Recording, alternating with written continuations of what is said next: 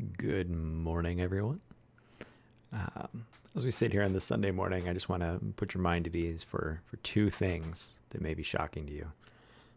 One, it's true. I'm not wearing a black shirt.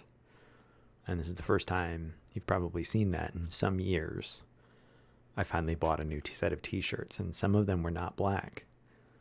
And so I'm wearing a t-shirt that is not black for the first time in, I kid you not, probably 2 or 3 years.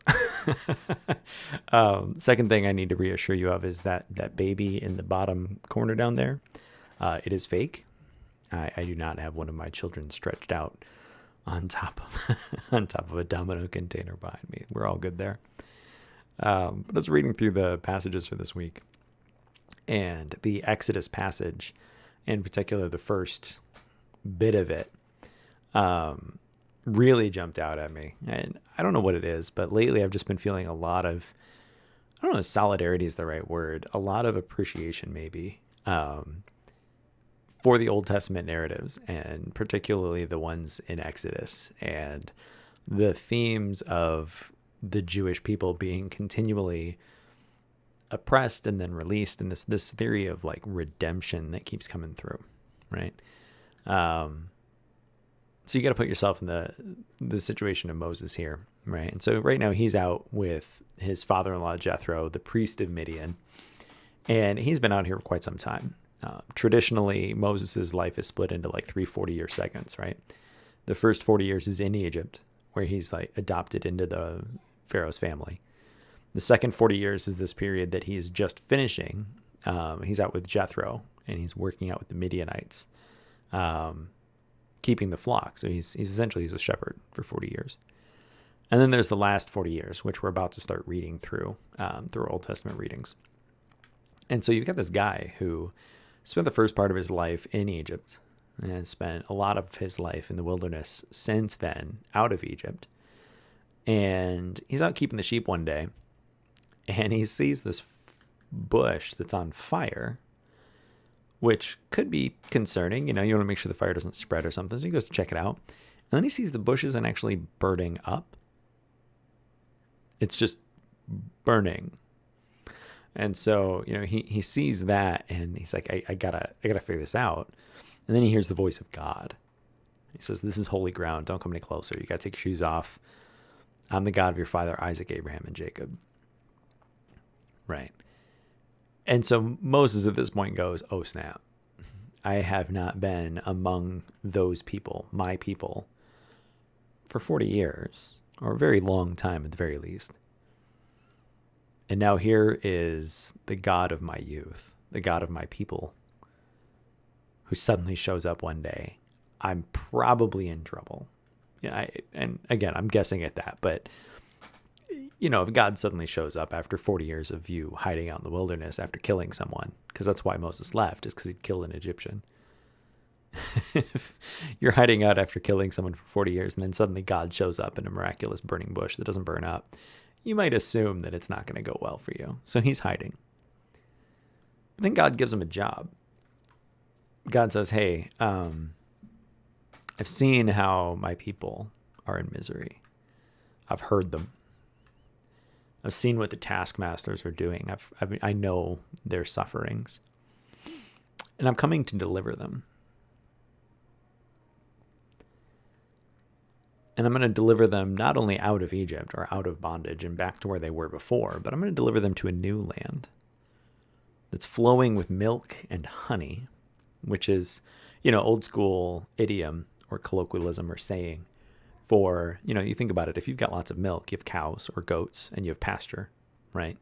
And if you have honey, you've got sweetener. You have time to focus on like keeping bees, which some of you may do that. And you know that it takes a lot of effort and a lot of time, and you don't get a whole lot of like nutrition out of it, right? So if a land is flowing with milk and honey, it's a land that is prosperous. You have extra, right? But that's the country of the Canaanites, the Hittites, the Amorites, the Perizzites, the Hivites, and the Jebusites. So God basically comes down and says, "Hey, this is what's going to happen. Not only are my people going to be delivered from their bondage, not only are they going to leave Egypt, which is a cultural and economic powerhouse of their day, big old military and stuff. They got chariots and things. Not only that, but then we're going to go take the land of all these other people, and I'm going to deliver that to my people. And Moses goes, cool, why are you telling me? And God says, so come, I will send you to Pharaoh, and you will bring my people out of Egypt. At this point, Moses goes, yep, I knew this was going to go badly. This is terrible. Like, what in the world? Like, okay, God, what do you expect me to do? I've got this old murder charge hanging over my head. They probably haven't forgotten about it. And I've seen firsthand how powerful they are. What do you mean I'm going to go and pull them out? And then God just says, hey, this will be the sign. The sign is your people will come out. They're going to come back and they're going to worship God on this mountain. To which Moses may have replied, well, yeah, that's nice that you can say that, but it's still your word. I'm supposed to just trust your word. You haven't given me anything concrete yet. And I can't help but wonder if sometimes the ridiculous audacity of that hope, we kind of gloss right over this stage of this story, right? Maybe you've heard of the 10 plagues of Egypt with the flies and the frogs and the blood and on the darkness and all that thing.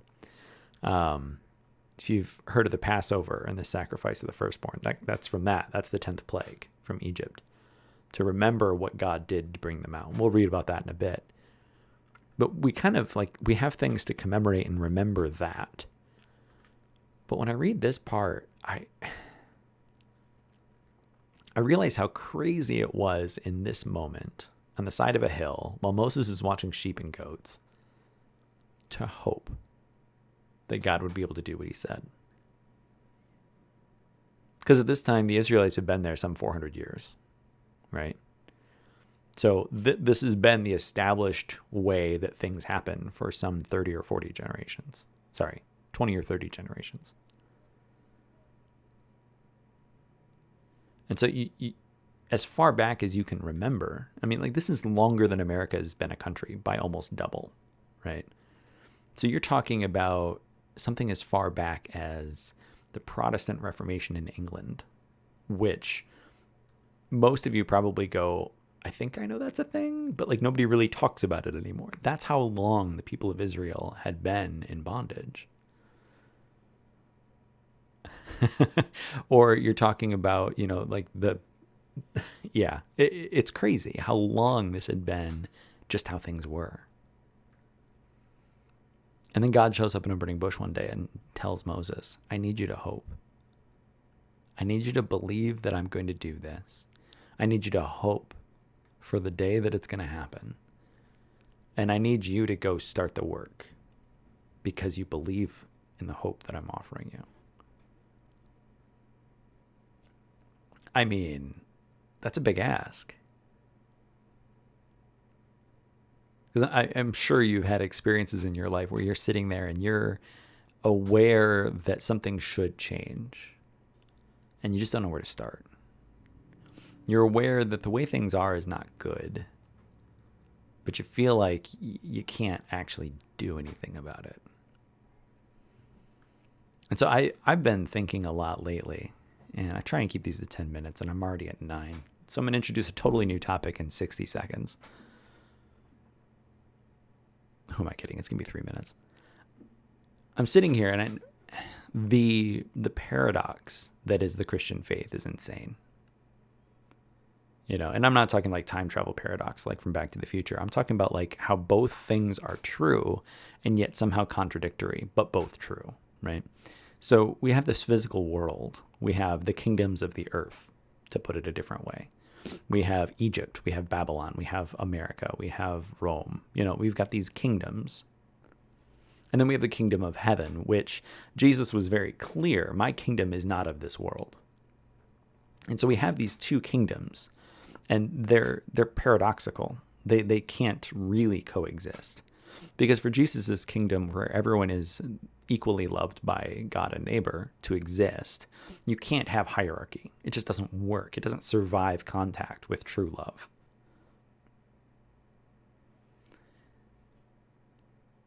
And so I see this story where God is pointing out to Moses, hey, I have heard the trials and the sufferings of my people, and I will do something about it.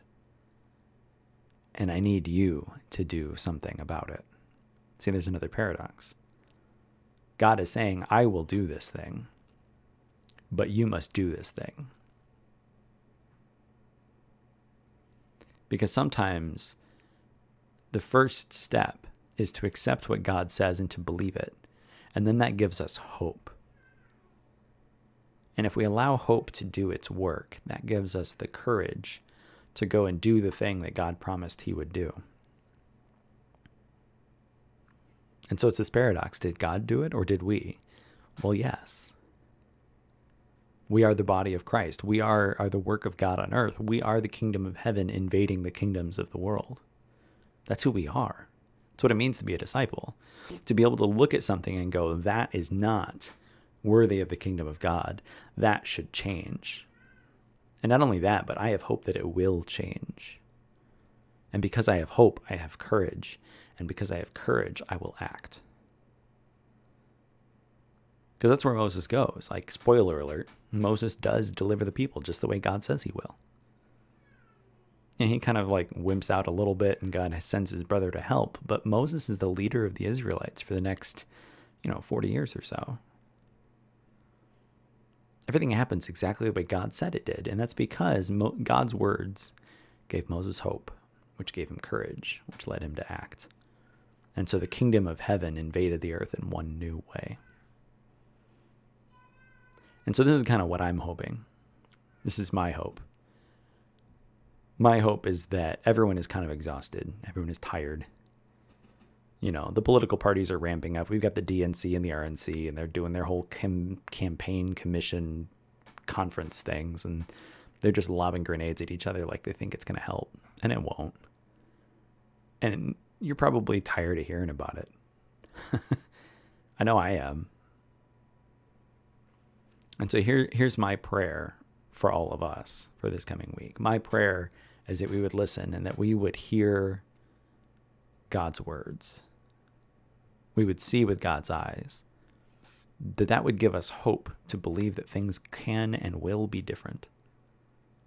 And that hope will give us courage, and that courage will make us act. So that we can work alongside God to bring the perfect love your neighbor kingdom of heaven here on earth.